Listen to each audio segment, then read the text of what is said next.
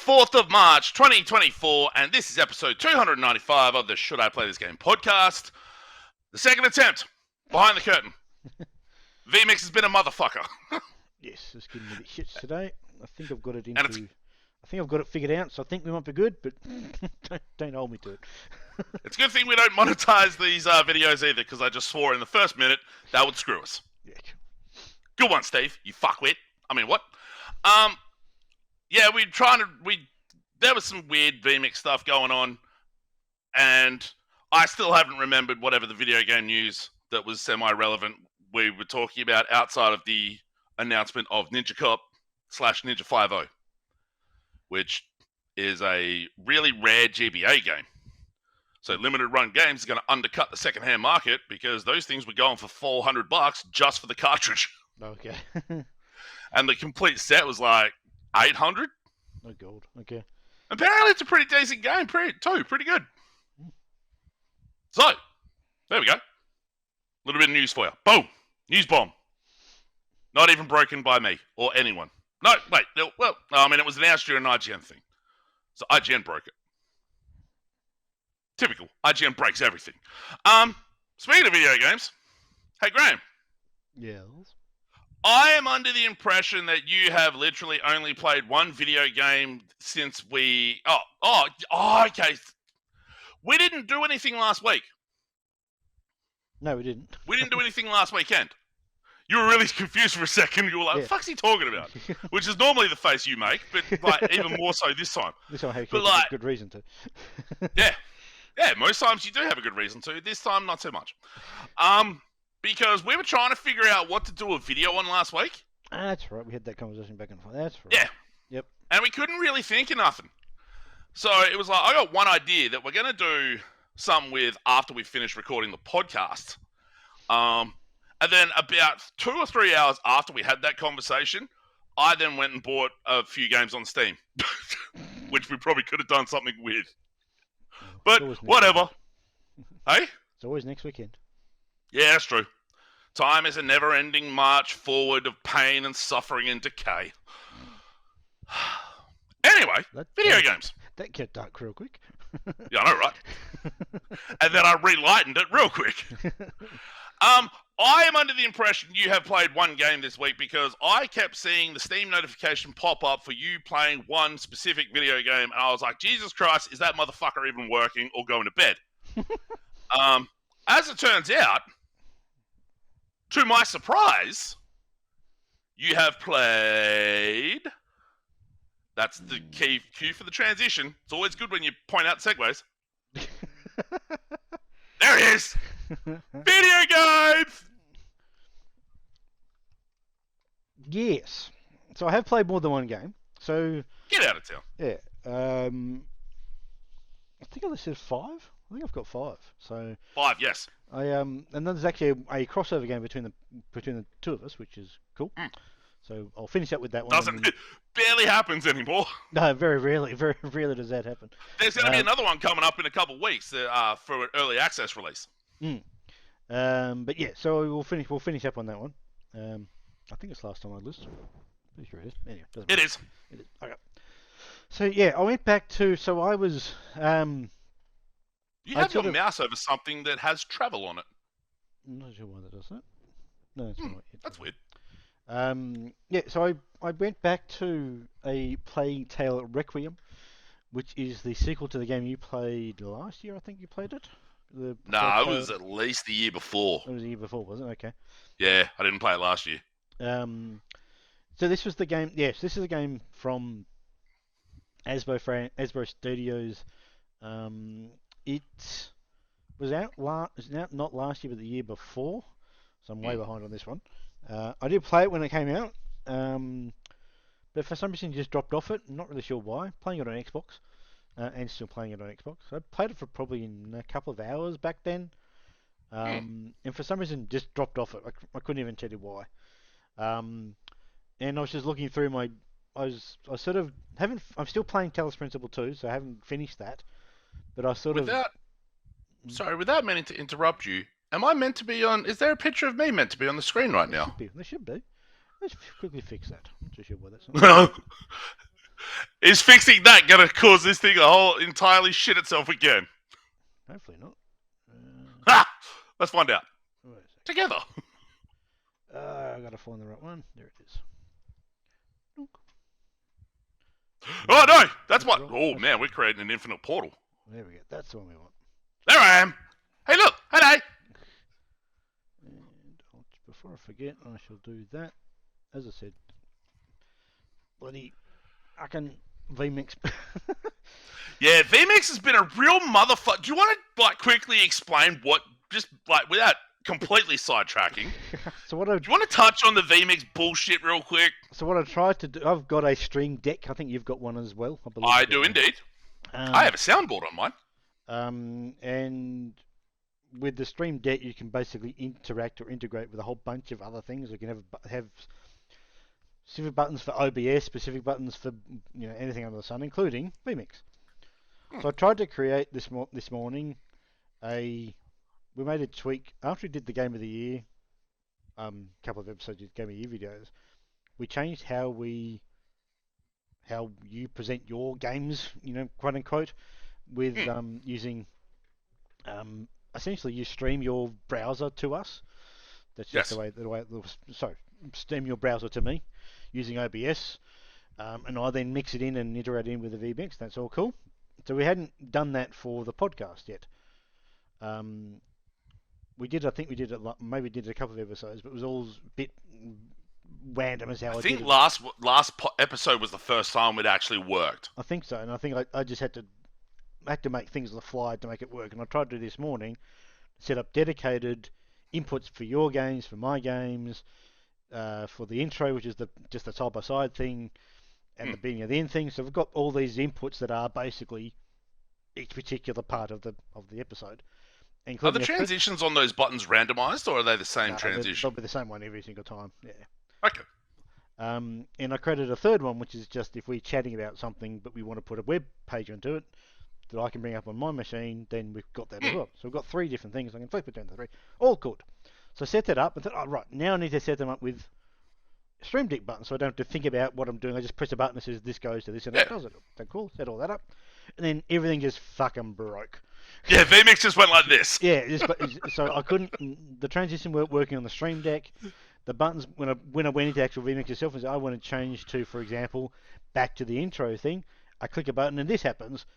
That stopped working as well. I thought, oh, for fuck's sake, everything just completely and utterly broke on me. But now, so I had to recreate all of the inputs again and all of the stuff again. So yeah, it's been a bit of a nightmare. I think I've got it all sorted. So while you were fucking around doing this, I was just merrily playing games. It's like, yeah, and that's what I plan to do. That's what I was planning. My original idea was to spend about 10 minutes doing this to set up for today's podcast. An hour and a half fucking later, I'm still fucking trying to. vmix was like, fuck you, you are. Yeah, exactly. So anyway, so we got it there. I got there in the end. So I think we're good. We shall see how this goes. But yeah, that's what I spent most of this morning, large chunk of this morning doing. So anyway, back to what I was playing. So I went back. I had sort of not fallen off. I just wanted something different to play to Talos Principle. I've been playing a lot of it. And at the time, one of my other games one of the games you probably thought I was playing a lot of, and I have. Something was still on my PC and I couldn't use the PC, so I'll look for something on the Xbox, and found Plague Tale Requiem. I thought I'll go back to that, play that for a bit. Yeah, really enjoyed what I played so far. I think I've now done a couple more hours into it. I thought I'd essentially forgotten how to play it. I thought it was easy to do when you move away from a game for 2 years. It's been a year and a half since I looked at it. So I thought the game was more combat focused rather than stealth focused. So I was trying to fight enemies I didn't really have to. Where the game is actually more focused on the stealth aspect and sneaking past enemies and stuff like that. So once I sort of realised I was playing it wrong, quote unquote, I got back into it relatively quickly after that. Up until that point, I was getting frustrated with me dying all the time, saying, "What am I doing wrong here?" But yeah, realistically, you pick those moments carefully to do actual, killing enemies. Most of the time, you are in fact just trying to get around them without being spotted. So yeah, so I'm really enjoying it. The cutscenes are really impressive. All the voice acting is great from the first games. Followed that through the second one. So yeah, I'm really looking forward to seeing where this one goes over the next one. I mean, it'll be the game I sort of be a really odd palette cleanser kind of game to the other stuff I'm doing. It is so Yeah. different than everything else I'm playing. Wait, what? Yeah, I would not describe the. no, it's not in terms of the game itself but the fact No. that it's so different is why Yeah. is why I'm sort of using that term. How many years? How many years after Innocence is Requiem? It Setting wise. pretty sure it almost follows directly afterwards. Like it's very, very Oh. close. Yeah, I believe it's very, very close. Okay. If not a very small gap, it's not a very big gap at all. So I'm not talking years and years and years. I think might be days, weeks, months, kind of a gap between the two. Yeah, it's entirely possible. It was probably mentioned when I first played it a year and a half ago. So I can't remember the exact time frame of it, but I'm based on everything. The kid's still the same age, very close to it. So's the two main characters in the game here on the cover art there. So they're all very, very, it's all very, very similar to the first game in terms of, I think it just literally follows straight on from it. So yeah, playing that Xbox is really looking really good. So yeah, played that. Is there any upscaling or anything on the Series X for it? I think it's a Series X optimized one, but I don't know if it's got anything like HDR and stuff like that on it. I don't think it does. Don't quote me though. Yeah. I've been back to Sea of Stars. Damn, great. Another one I sort of found something I wanted to play, a different game again. It's what I've been doing. And yeah, stumbled across, came back to Sea of Stars. Yeah, that game is awesome. I mean, I've probably put maybe another hour or so into it the last couple of days. I'm still way early into it, so yeah, I'm nowhere near. So in terms of the point I got to, is it Valerie and Zale? Is that the two Let's characters? say yes. I think that's what their names are. That sounds about right. I think I just played it. I think that's what their names are. I just finished a bit where they become Solstice Warriors. Oh, jeez, you are really early in it. I hardly played it, but so I'm early on. So Garl, I think his name's Garl, the friend that disappears at the beginning show, then comes back. Fat little friend. Yep, he's back. He's just joined us. He's a good egg. And yeah, he is. And I've just come across, what's her name? Some historian character. Oh, yeah. I know who you're talking about. I can't remember her name, but yes, I remember. He's like Tweaks or something like that. She's very easily excited by the history elements of the world, game world, and all that sort of stuff. And I've just met her, and just stumbled into a mining village of a sort, where things aren't going particularly well. So that's how early I am. Just got to there. But yeah, in terms of like we discussed a fair bit of this game in our game of the year episode. So we sort of reiterating what we said there. The game looks really good. It plays really well. Audio's really the visuals of it are brilliant. The music's really good, as we just talked about. It's just a really solid game. So the game that made me understand and appreciate and almost like JRPGs. Still doing Talos Principle 2? No. I'll just move on. No. Oh, damn it! I was hoping we could just go the puzzle yet again. No. Just make that the naming convention for the fucking episodes for like the next fucking 6 months. We'll come back to Prince of Persia. But the game you saw me play a lot of was this one. I Am Future. So the reason why I jumped back to this, because this game came out in early access back in August of 2023. We did a checkout of the demo of this. Yes. Next Fest demo from about June-ish last year off the top. Last year's, I think it must have been mid-year last year, I'm pretty sure it was. Yeah, it was a mid-year Steam Fest. Steam Next Fest. So, that's really good. But what happened in February was they released a big update that included gamepad support. Didn't they have gamepad support on launch? No, not on launch. That's fucking weird. No, not well. Isn't. I mean, I'm not going to criticise a company for not having gamepad support, but they added it in like literally about a week ago. They added it, which is what made me jump back into it because I've been waiting for that. It's still in early access, but it is now got that gamepad support, and I've put in probably about 10 hours. I think it's about 10 hours. Let me just quickly check. Library. Is there any Don't indication take on a away more of that. 1.0 for that thing yet? No, I've actually nearly 20 hours. I've played way more of that than I I was thought. going to say, I'm positive it came up every day when I was playing some of the stuff I was playing. I was like, oh, yep, there's Graham's new Satisfactory.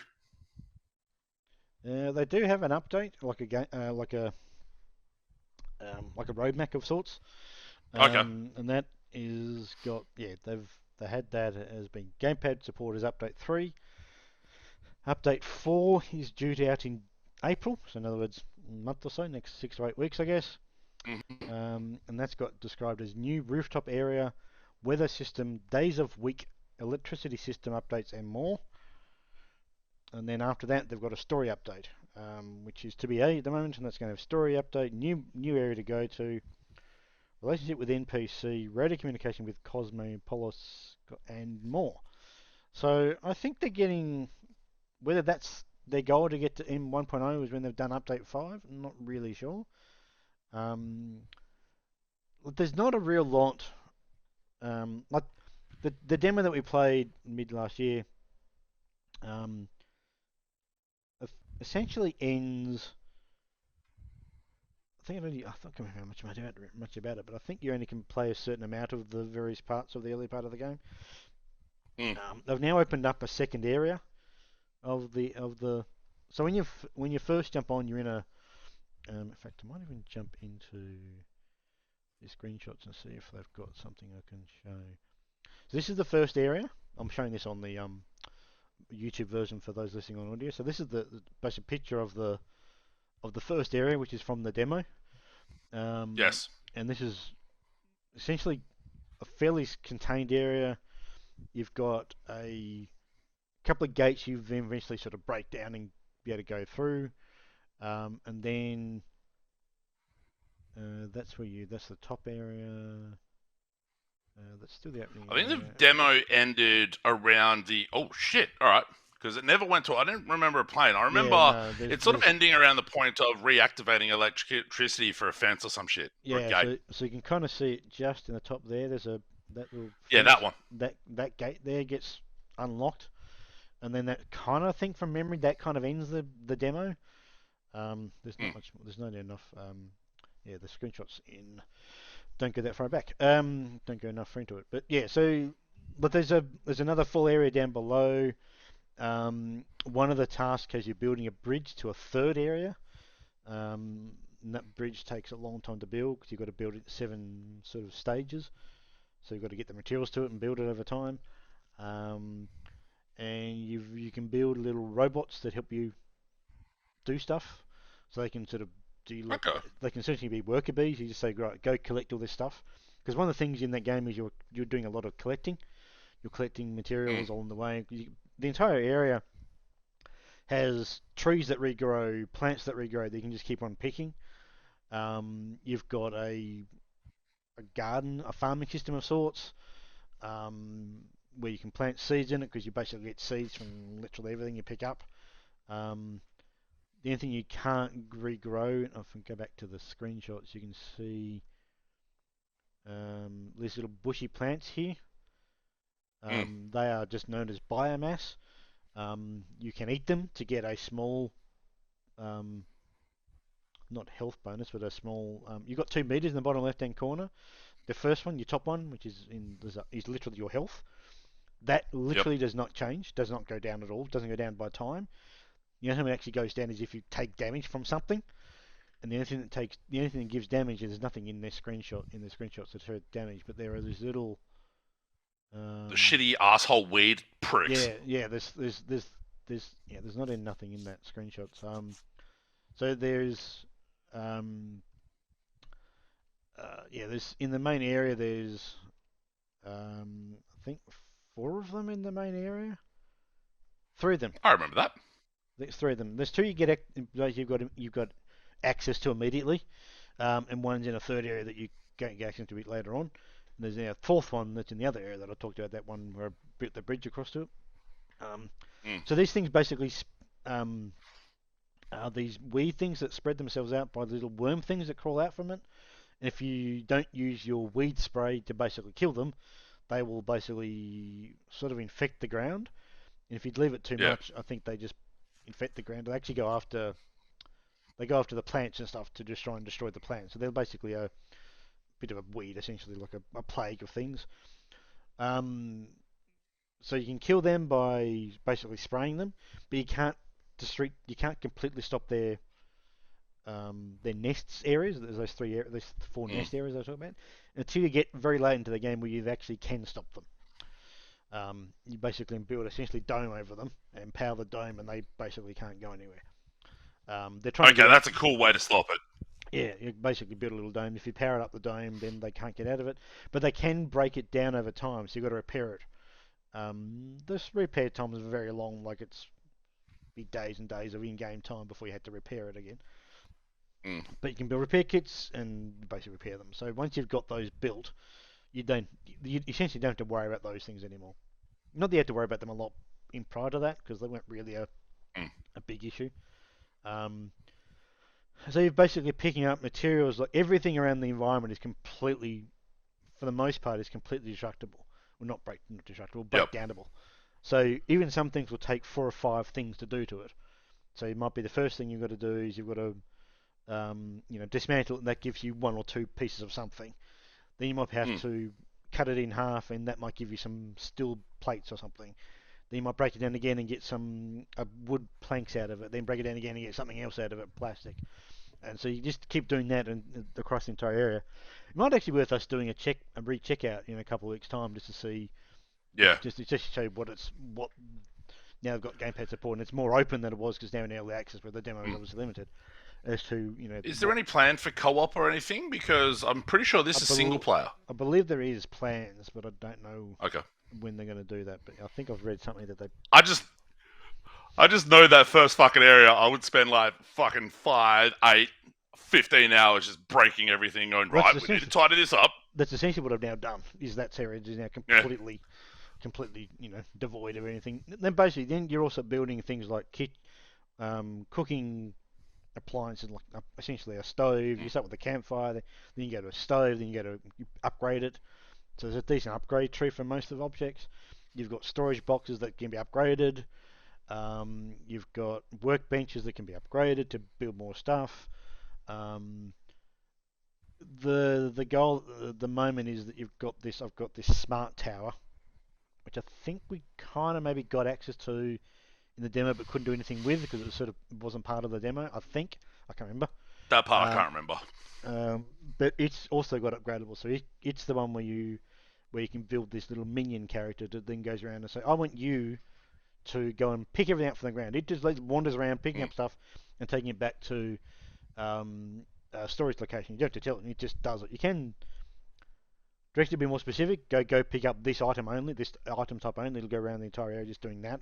I've just got to sit to water. It'll just go and pick up planks of wood, plexiglass, Mm. steel plates, anything, and take them back to their relative storage places. You can build other types of those. You can build engineers, builder ones, and I think they're the 3 that I've got. I think there's only those 3.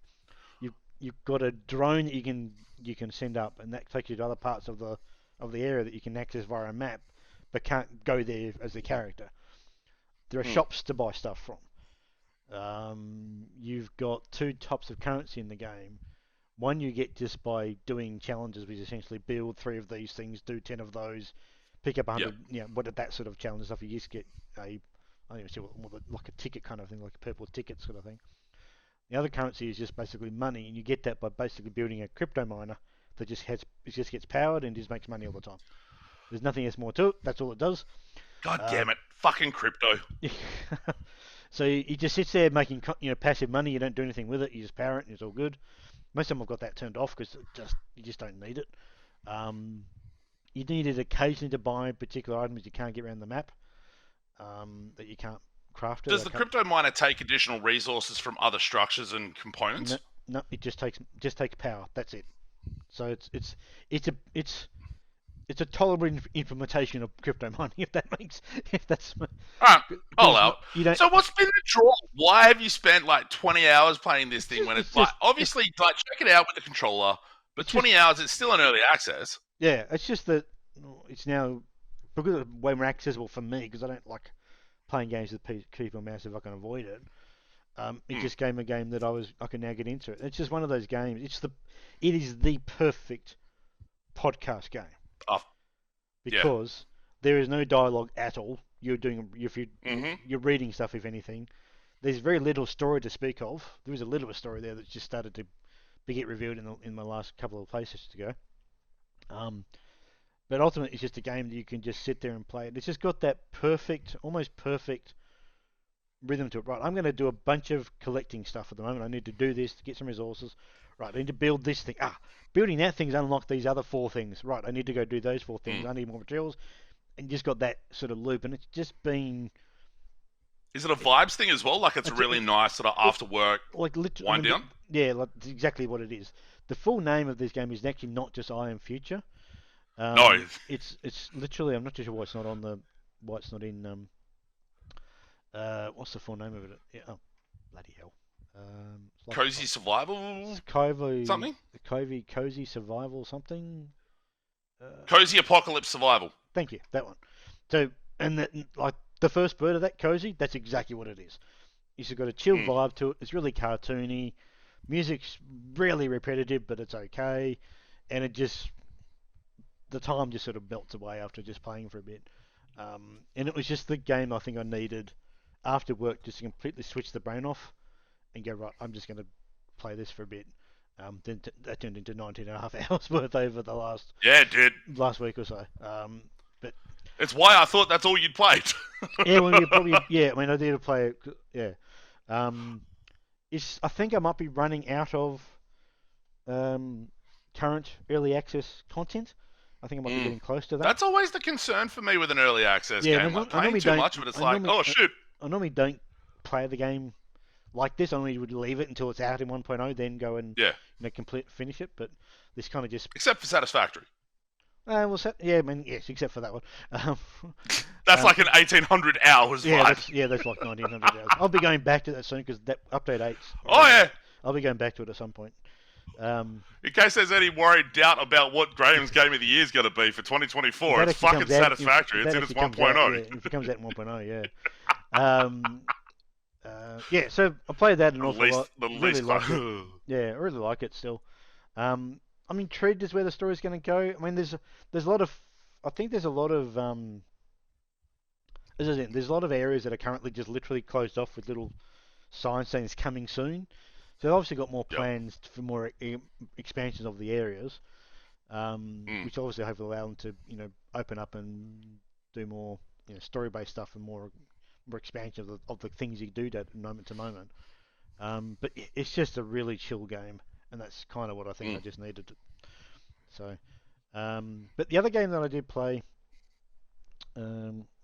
Just before you get, I do really like the different sort of vibe games that you and I both have for after work sort of vibes. You go real cozy, real sort of just chill. Most of the time, my after work's become either sort of stressful or fucking Souls-likes, or it has been Call of Duty in the past. Yeah. One could argue there's something wrong with me. But let's get on to the Prince of Persia, the Lost Crown. Fuck yeah! So this game came out mid-January, so it's a 2024 game. Yes. And I got it on Xbox. I'm assuming you're playing on PC. I am. This is a game that I saw at PAX last year. It was on a couple of Nintendo Switch.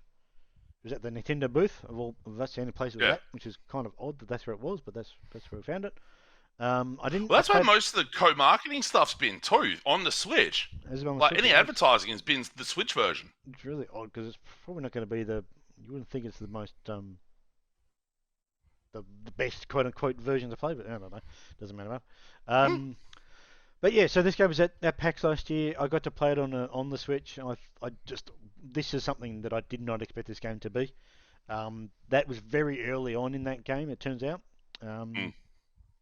So I think I'm now playing. I probably made maybe 2 hours of this game, and I didn't really Okay. realise it at the time, but it kind of makes sense that this is based on Metroidvania. Well, it is a Metroidvania. Yeah, it is. It is. It is one of those. Um, so you play as the lead character off the cover art there, who's Sargon, Saga. and he's in a group of what do they call themselves? The Immortals. The Immortals. That's right. There's about 7 or 8 of them, I think, in total. 7. Okay, cool. And it's a platformer. It's got really good combat. It's got a bit of. I was wondering how you were going to go with the combat. I'm playing on easy because that's what I play these games on like this on. Yeah. And that's okay. It's still somewhat button mashy to a degree. In the early stage, I don't know if it changes afterwards. I think from what I can read in the achievement list, I think you get a bow and arrow or a crossbow at some point. Yep. Or something. So maybe that'll There's then a bow and arrow. they'll change up the combat a fair bit, I should imagine. The parry is really quite an emphasis point as well. Yeah. I've done that a little bit, but you don't really need to do it, to be honest. Well, sorry, I'll repeat that. At the level I'm playing at, it's not really that needed. Yeah. I do like the way that they do the difficulty level. They've got their presets of, I think, easy, normal, and hard or extreme or whatever they call it. But you also have the custom one where you can basically tweak the damage levels, like how much damage you take and how much you give and that kind of stuff. So it's a really neat way of doing it. But the story is basically told through motion graphic cartoon comic book sort of stuff, plus motion graphic, almost visual novel-y sort of appearance on stuff. that. But there's sort of also the stuff to an occasional extent. cutscene. But there's also just dialogue where a portrait of the character talking will be on the screen. They'll have voice acting, which has so far been really good. So It's pretty good so far. Yeah, there's been sort of those 3 different methods of telling the story. And I am just got to. It's a bit hard to say where you got the, where you are in the game because it's a Metroidvania. You can play it in any sort of order sort of thing to a degree. So Are you going guided or are you going exploration? Which one's which? The one that gives you all the hints. Guided is where it's basically it'll point out it'll have like icons on the map for. I'm doing the guided one. So we'll come back to the map in a moment. I started with that and then I was like, We'll come back to the map in a moment. That's got a really neat feature that we need to talk about in that game. So I've just got to the point where maybe some early spoilers here.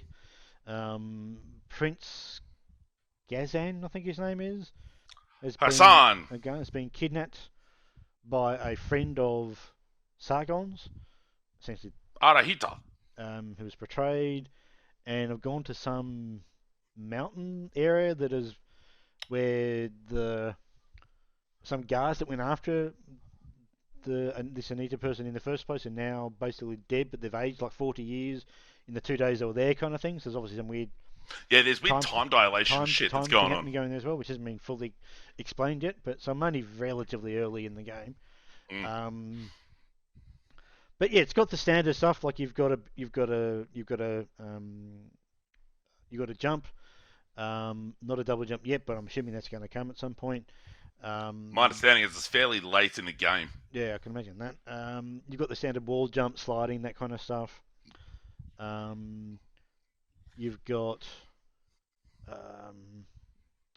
your saving is done.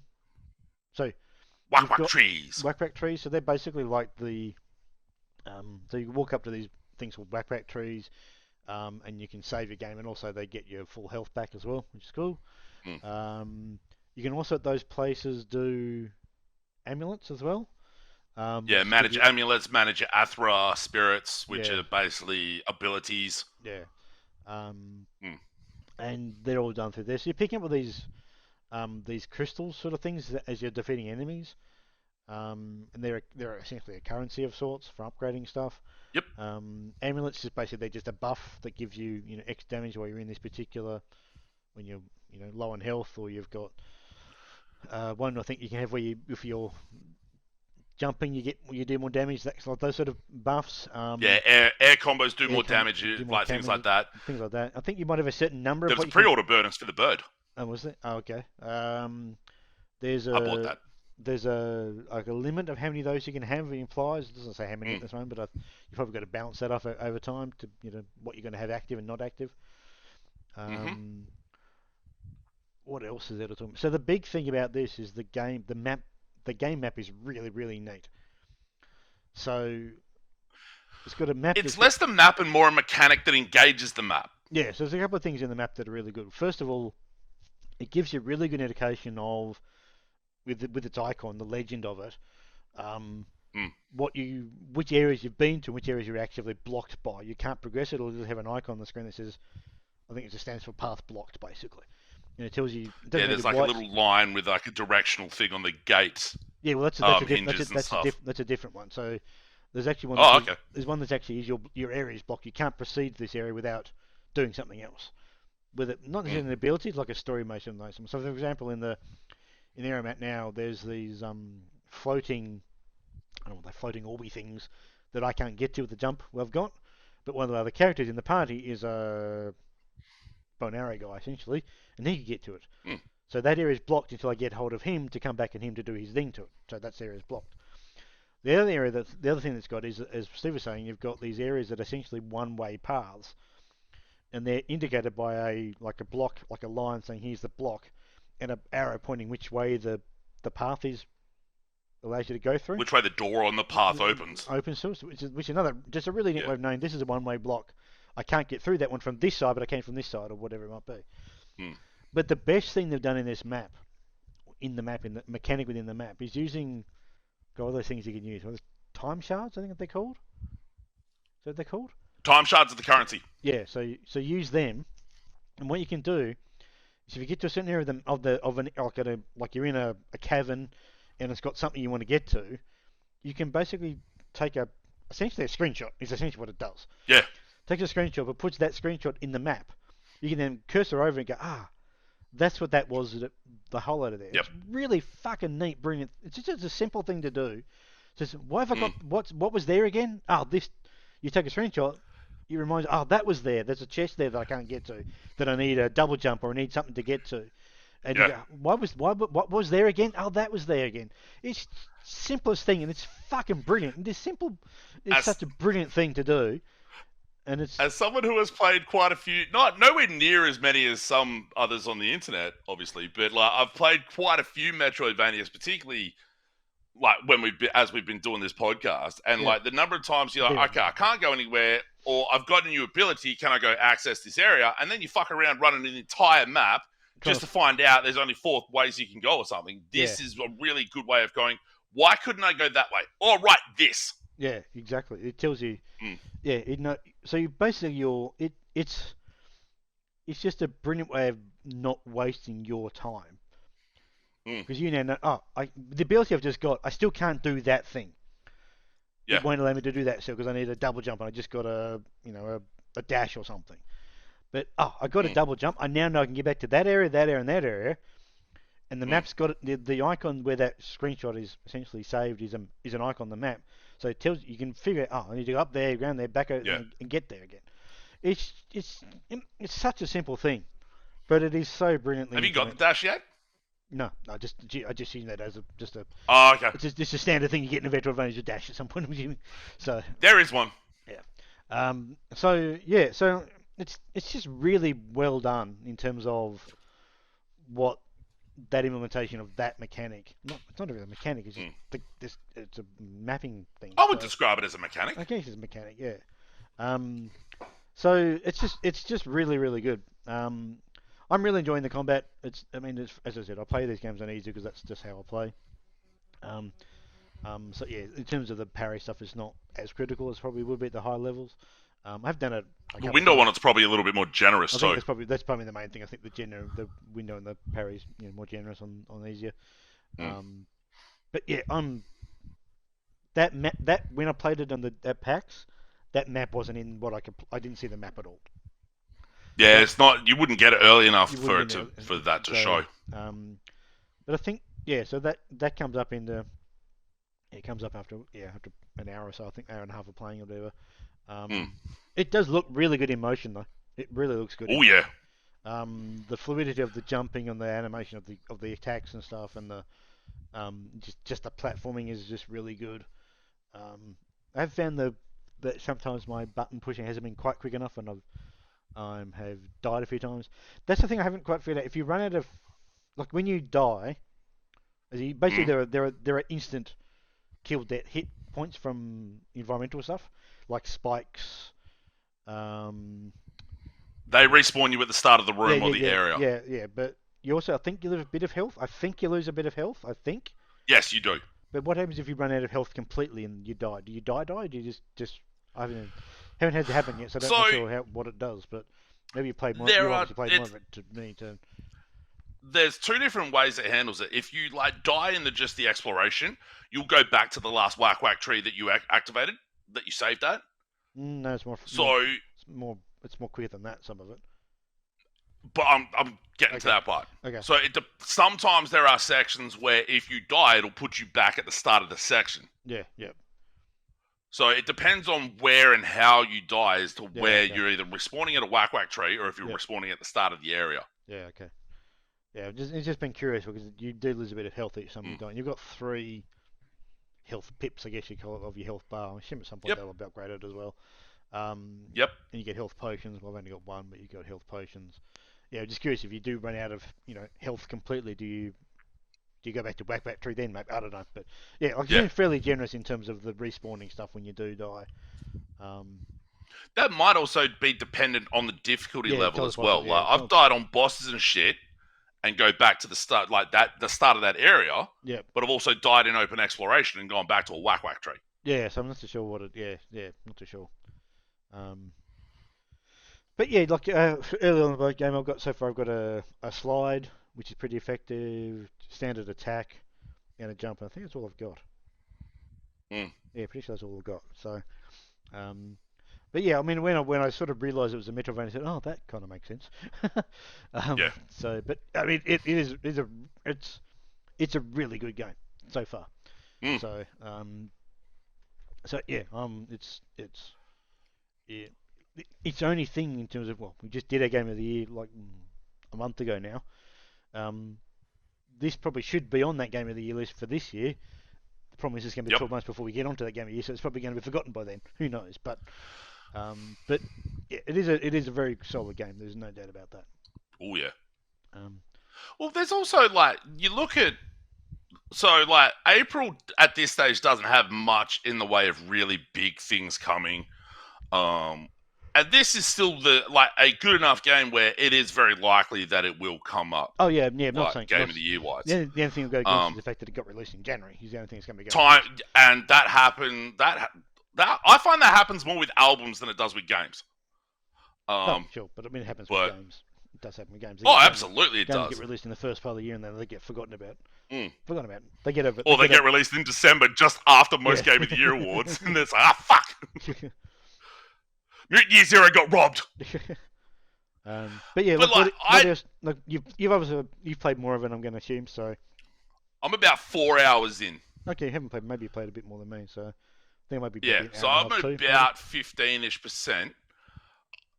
So where's that? Because I switched. Where's that percentage shown? I haven't seen a percentage. Where's that? It's on the reload. It's on the when you load back in. Oh, when you load back in. Oh, okay, gotcha. I haven't done that yet. Yeah. Okay.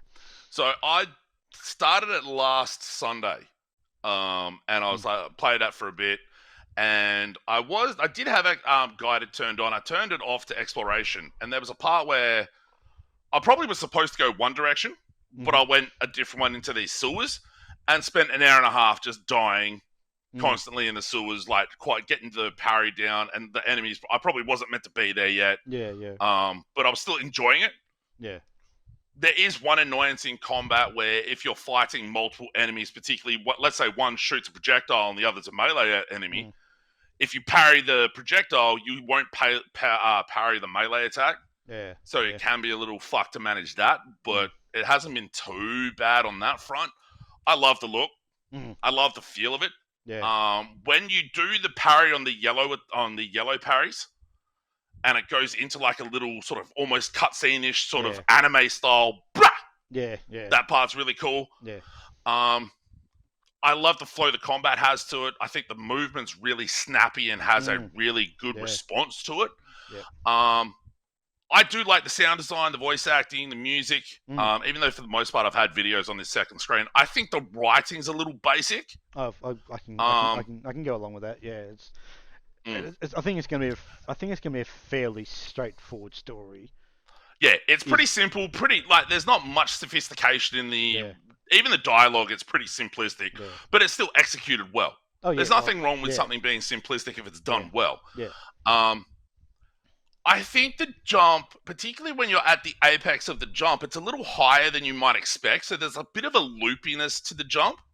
Okay. Um, Not in a way that really does anything. It's just maybe a little unexpected based on the rest of the movement set you have. Mm. But that obviously helps in the traversal of the environment. Mm. I think it's got a really interesting technicality to it in the movement and in the combat where it's not so simple, it's not so straightforward. You get I got to an area before we started recording today where I had to drop a couple handles, bust off an arrow to make a sort of platform appear over a set of spikes. So there's those sort of moments, there's those Ori-like moments. Yeah. And that's this game's best analog is Ori, the Ori series. Particularly once you get going, there are certain challenges or certain traversal sections that are wall jump, dash, jump, and There's I an area, really dig it. Is there probably an area you would have been through where you've got these swinging blades going back and forth across? Yeah. First part you do that, they're fairly wide apart, plenty of time to walk through, stop, easier. Next section has got them a bit closer together, and you can, and then I think it might have even gone into then a spiked area. They had to walls, slide down, jump to sort of get down safely, sort of thing. But yeah, there has been a lot there. Like the platforming stuff is really good. The puzzle stuff so far has been good, and it's been not very hard, which is not very hard. Great for me. Yeah, I think so far they've got the balance correct from me from the platforming, just getting around. The combat is, and also the puzzle part is just kind of linked into the platforming. Is all just really well balanced so far between those three aspects. And it's just really damn good. The technicality and the feel of it make it for me one of the more interesting and one of the better Metroidvanias I've played in the last few years. Yeah, and I mean, it's when you have a studio that does devote resources to something like this, it can be really, really, really good. But that doesn't mean that indie versions of this aren't good as well. There are some plenty of really excellent independent Metroidvania games that have come out over the last few years, and there's a few coming out this year that I'm looking forward to as well. But there's always plenty of awesome looking indie games coming out. Even when I say like the month of April looks quiet, there'll probably be at least a good 5-6 games worth checking out independently. Absolutely. So yeah, but I'm very impressed with it. I'm really enjoying it so far. Yeah, no, I'm in the same boat. Yeah, but you can see with the games I've got on that I'm going, they're all different from each other, which is why I can relatively easily in my head switch between the 5 of them and not get completely confused each time I swap from game to game, which is. I'll progress all 5 at once, and we'll see which one gets to the end first. So probably won't be Sea of Stars, or will be last, I suspect. Sea of Stars is a shitload longer than anything else you got going on. Yeah, Talos Principle I'm just nearly done anyway, so that's probably the first one I'll finish. But yeah, so that's my 5 games. So let's flick across and let's see if this button works. And see I don't know what transition I did for your game, so I don't know what. I think it does a weird white. I think it's a slide.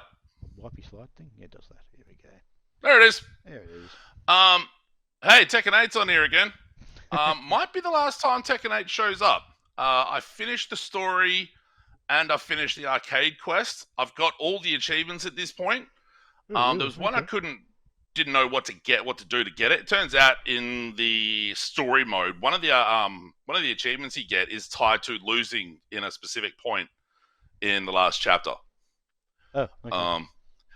That fucking story, man, goes full fucking anime like 18 different times. In like some of the dumbest but some like incredible ways. It is very much a Tekken story. Mm-hmm.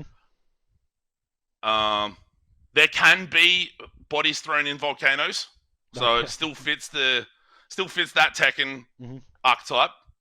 But yeah, I really like it.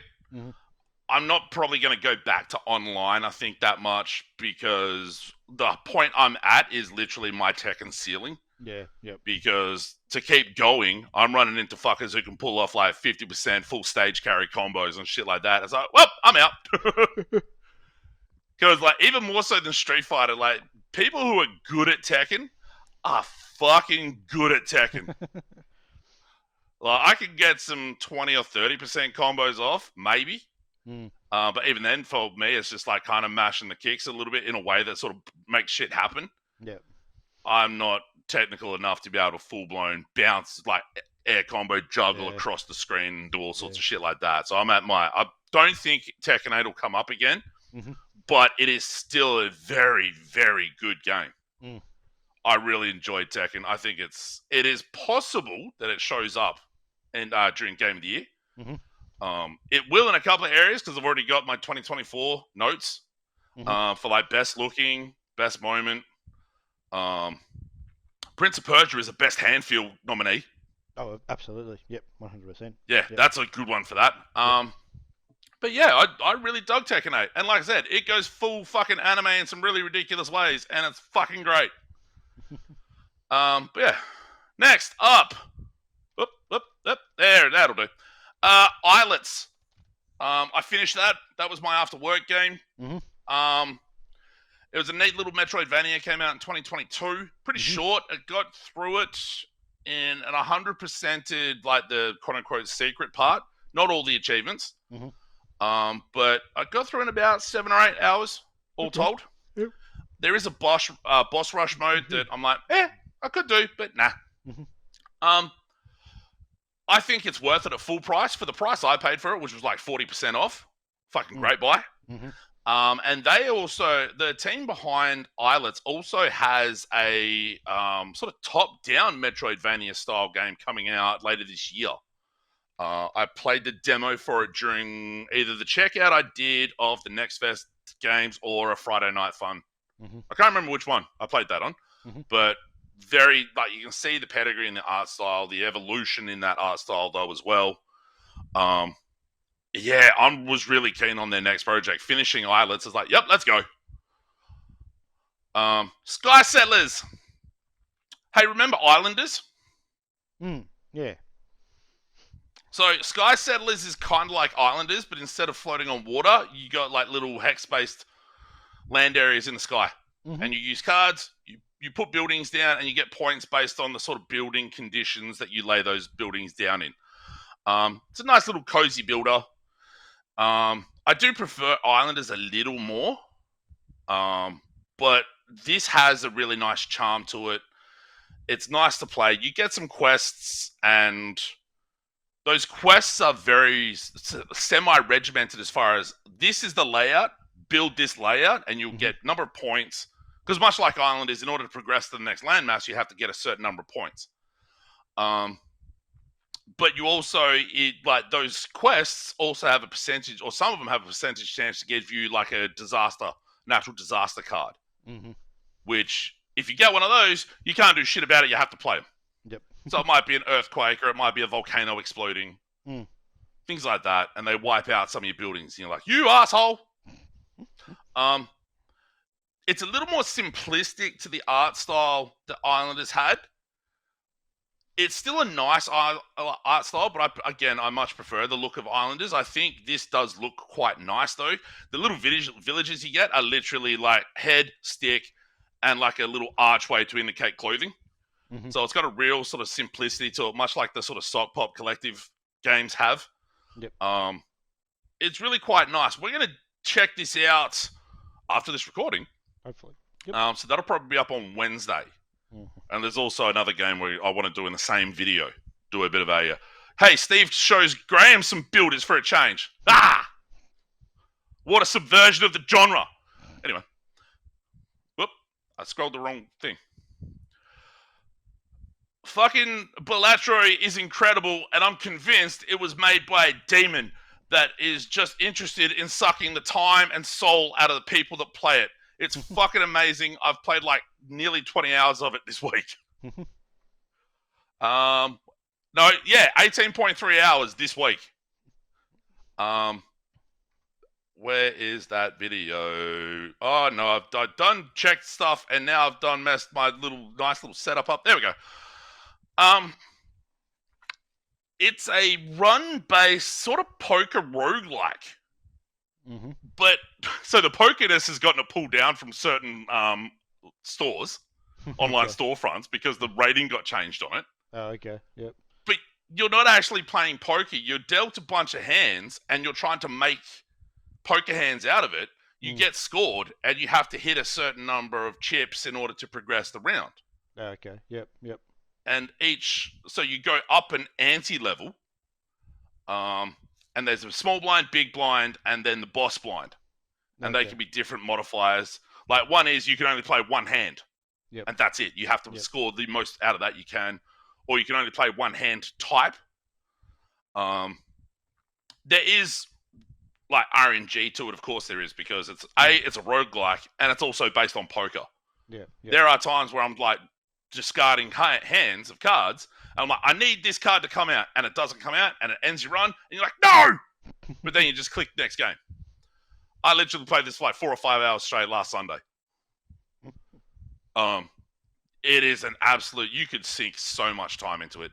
It's mechanically really, really simplistic in some ways, but the simplicity sort of over suggests that there is that simplicity to it. There's the depth behind the different jokers and modifiers you can get that really you need to do in order to progress up the antes to be able to finish a run.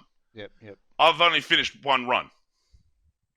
So when you get to the run finish, when you get to the king, what do you say the blind ante, the antes, like ANTE, like an ante in poker. Yeah. So you said there was three, like you said there's a top small end. Blind, big blind, boss blind in each blind. ante.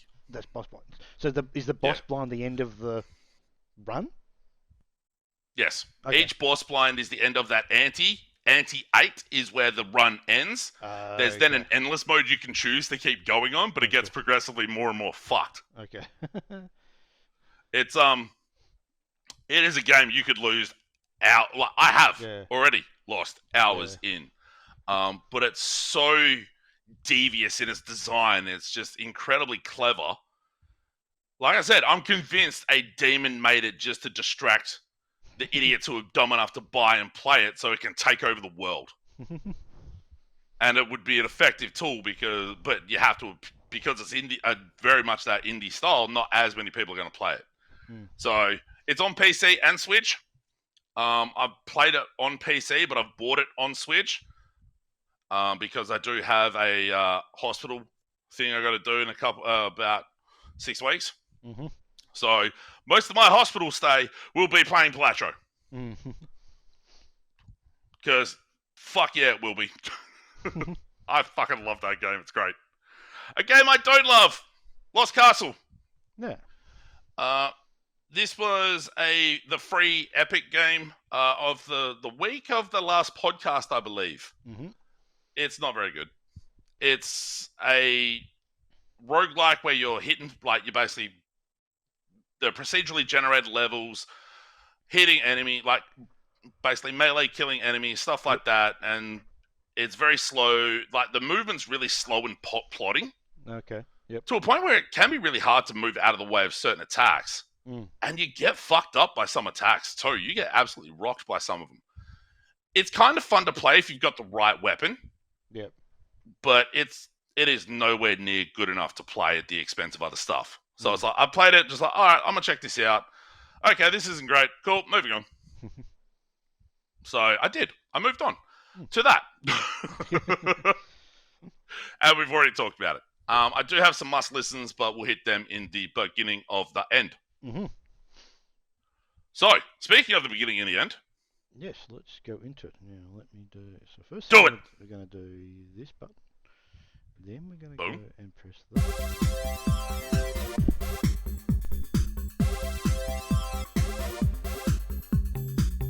No, if I do that, it just reminds me of Donald Trump's stupid dance.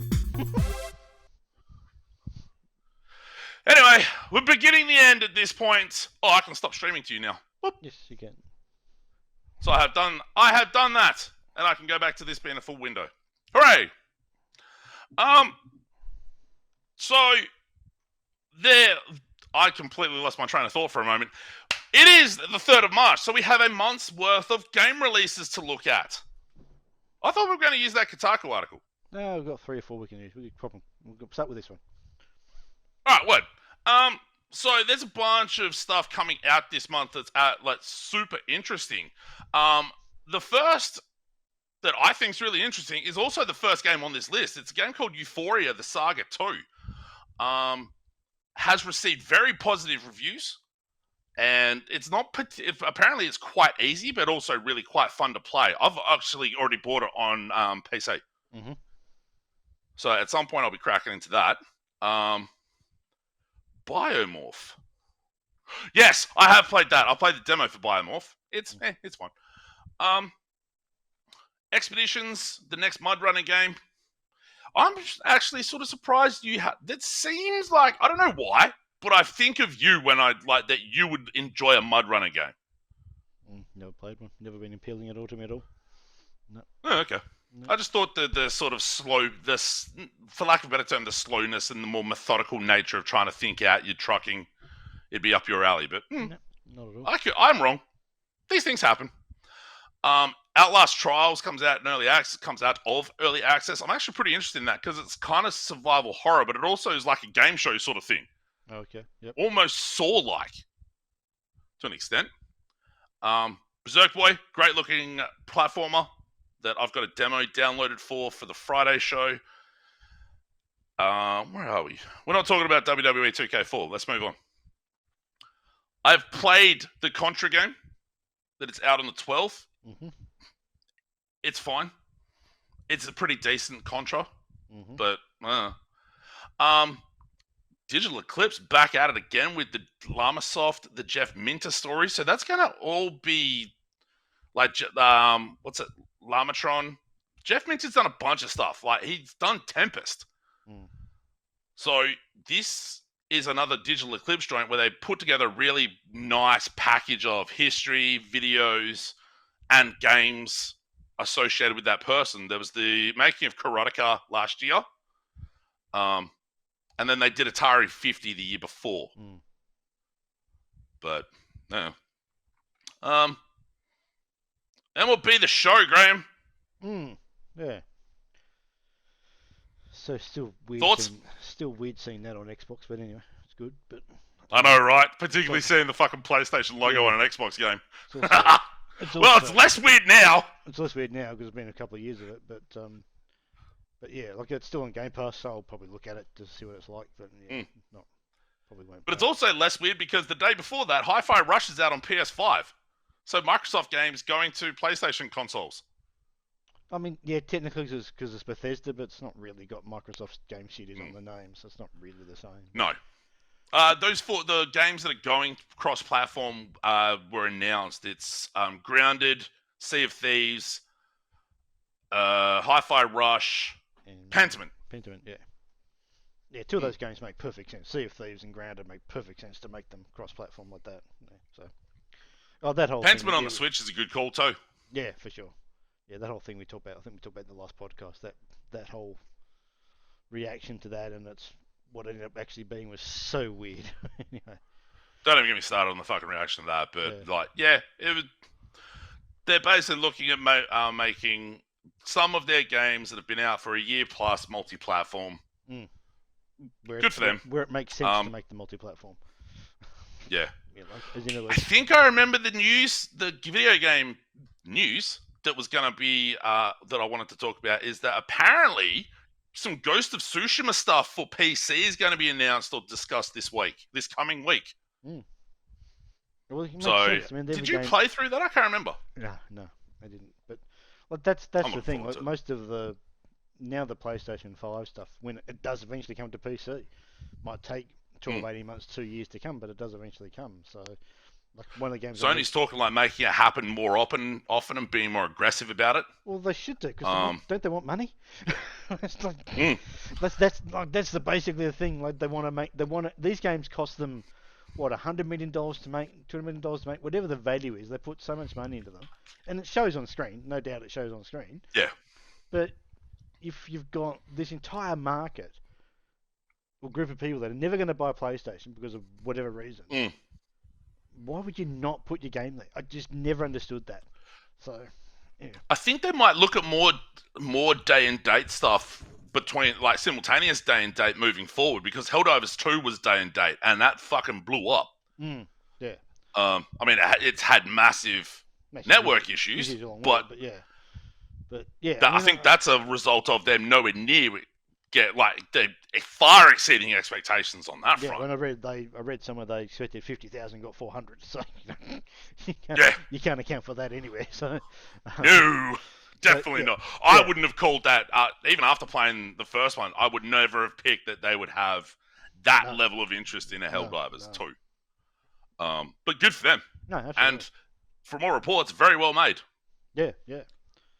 So go back to the bringing more stuff to PC that Sony are doing is to me it's a no-brainer. The next one, one of the big ones on this list, is on the 21st of March, and that's Forbidden West on PC. It's the one that comes with their DLC, which the name escapes me. What's the DLC name? Burning Shores. Thank you, that one. So I started that game on PlayStation 5, got maybe 10 hours into it, have not been back to it. I'll definitely be playing the PC version. The PC version, and because like most PlayStation games on PC have like really good DualSense support too. I mean, I have no intention of playing with the DualSense, but I want to play with an Xbox controller. But with a PC, and that means I can theoretically, all things being equal, take it on this guy.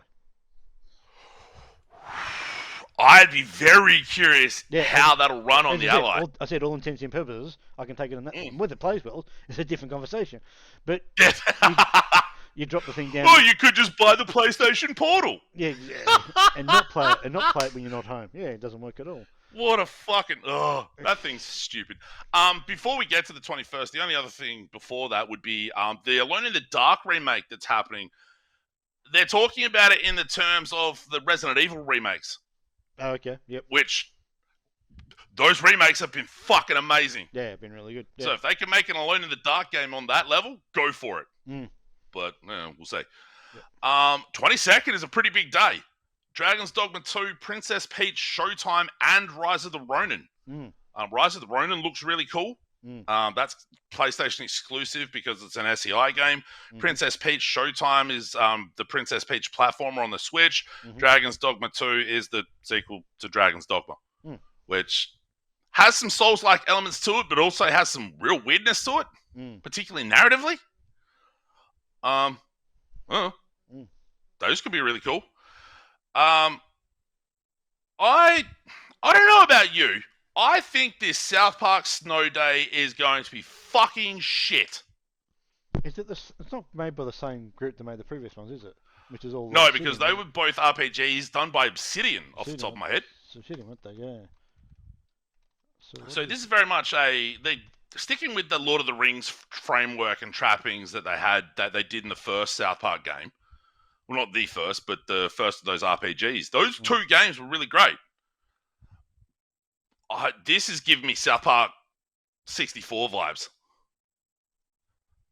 like forcing it into polygonal art style. I don't think this is going to be good. I could be very much wrong, but I just don't think it's going to be good. It looks really bad. I've been wrong in the past, though, more than once. Oh, okay. Open Roads. And a Perna joint. Looks really interesting, but they're calling it an interactive movie. Yeah. So I'm curious how that turns out. Pepper Grinder. I'm super looking forward to that. Played a demo of that during the Next Fest. You can tell it's a Devolver game or a Devolver published game. Has platforming, but you also got like this drill that you're going through sort of drillable areas to progress. Mm-hmm. Kind of like Mr. Driller. If Mr. Driller was a platformer rather than like a Tetris-based puzzle game. Mm. But god damn, it looks fucking great. And apparently, Chia is coming out on PC this month. Where did it come out before? Was that on Steam PC? release. Oh, okay. It was on Epic. I Was it? think Okay. that's the Steam release because it was Okay. exclusive to Epic. Epic. Okay. I remember playing on PC. What? Yeah. Okay. Yeah, Odd thing to it's real say. dumb when they do shit like that. Yeah. One game that is not on this list and not on the, I think most of the games we would have talked about are actually on that Kotaku article, but whatever. Ball Blasters is one I'm super looking forward to. Again, another demo I played during the Next Fest. Mm-hmm. Basically, you're a little helicopter flying and mining by blasting the fuck out of rocks and shit. Mm-hmm. It looks incredible. I hate it when websites do that shit when you move the mouse and it goes like these games weren't on. Yeah, that's weird. I don't know why these games weren't on that list. Yeah. I mean, the Thaumaturge. Yeah. I'm not going to go to everything. The one I'm looking at is the Lightyear Frontier. Lightyear Frontier. The demo came out maybe 2-3 weeks ago now. I played for maybe an hour. Thought, okay, I'll wait till it's out in early access. We'll probably do a video of that when it comes out. Game Pass. Game Pass. It's on Game Pass, but I'm on my PC. Yeah. It's on PC Game Pass. I mean. I was on PC. Okay, fair enough. Yep. Yeah, it's on PC Game Pass as well. The one that sort of stood out for me on this list of other games they've listed here is this one down here. Yep. Bulwark. That was another city builder that I played a demo of 2022. Last year? Maybe last year, maybe 2022. Mm. It was interesting. It was an interesting take on the city builder game. I'd like to see that now in a full out. I think it'll be early access. I suspect. I don't think it is. I think it's. Is it a 1.0? Is it? Okay. I think so because the game above it, Ender Magnolia, that was on that Nintendo Direct. It's a sequel. That's a sequel to Ender Lilies, the Metroidvania I really enjoyed in 2022. That's coming out in early access in March as well. Okay, this Bulwark is the full demo still available too to get. So yeah, looking forward to that one as well. Probably that's the only one that sort of sticks out, other than we already talked about on the previous list from this article. I'm curious about Classified France 44. It's like a XCOM game set in World War II. Okay. But the reviews have been rather mixed for it, so I'm not sure. It's hard to tell with games like that sometimes. Multiplayer puzzle game. I love that. That's great. What's on this? We also got a Kotaku Australia article as well. Which I think kind of has a fair bit of the same in it. I played the demo for Snufkin. I played that on the Friday show. Another Contra game. That is that Contra game that I played. Mm-hmm. High Water is another game that's coming out in March. I played that one. I played the demo of this. Did you? I'm pretty sure I did, and wasn't a fan. Because it's a 3D adventure game, and as it says like there, with isometric turn-based combat. That's the bit that turned me off. I wonder if that demo is still up. I might maybe look at it on the Friday show this week. It's out. What else is on here? It's out in a fortnight. Why'd you worry about it? No, because I don't want to buy it. If I buy it and it's shit, it's way less investment for me to play a demo and go, yep, this is shit. That Star Wars Battlefront collection got announced during the Nintendo Direct as well. The first two original Battlefront games, not the two that EA has put out that were basically fucking microtransaction shitfests. People like those first two ones. But before we go, 3 must listens. Neck Deep self-titled, which is a somewhat heavier punk rock sort of vibe. Really, if you like A Day to Remember, that's a very good album that you'll enjoy as well. Atoll Inhuman Implants, some brutal death metal for your ass. And Job for a Cowboy came back with Moon Healer, their first album in, I want to say, 10 to 12 years. And it Whether it's worth the wait, that obviously depends on your personal opinion on death metal, Job for a Cowboy in particular, but I really enjoy it. So, yeah, the 2024 is shaping up to hopefully a really good year, both for games and for music. Yeah. I'm annoyed. I don't think Spider-Verse is coming out this year, Graham.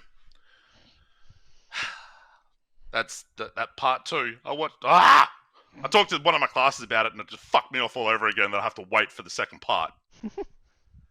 Same with Fast X Part 2. God damn it. Leaving me with cliffhangers, you fucks.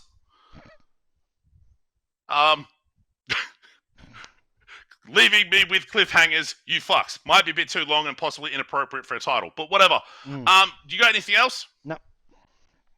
Sweet.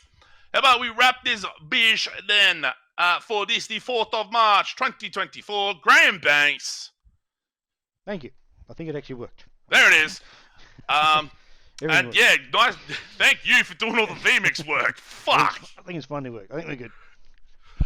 I do like how this whole setup and all of this was done to reduce the amount of work for you. It does. When it works. When it works. But the thing when it doesn't work, it's when it gets fucked. But when this stuff is now much easier. But the thing that makes the big difference is the little website thing that I did. That's the big thing for me. Yeah. So anyway, but no, it's all good. Anyway, so we'll do some video type stuff next week. Prince of Persia is looking like a pretty good candidate for that. I'll have the Friday show at twitch.tv/Enemy Starship on Friday at about 4 o'clock Western Australian time, about 7 o'clock Eastern. I got some games lined up for that. Maybe I'll get through Sheepy, a free game that has been very inconsistent with the bloody controller working. There seems to be some sort of bug where controllers in that game are just fucked. But yeah, thanks for hanging out, and we'll see you next in a couple of weeks for the next episode of the Should I Play This Game podcast. Hit it! Hey! Thought the music was going like 1.5 speed or 1.5 speed or some shit for a second.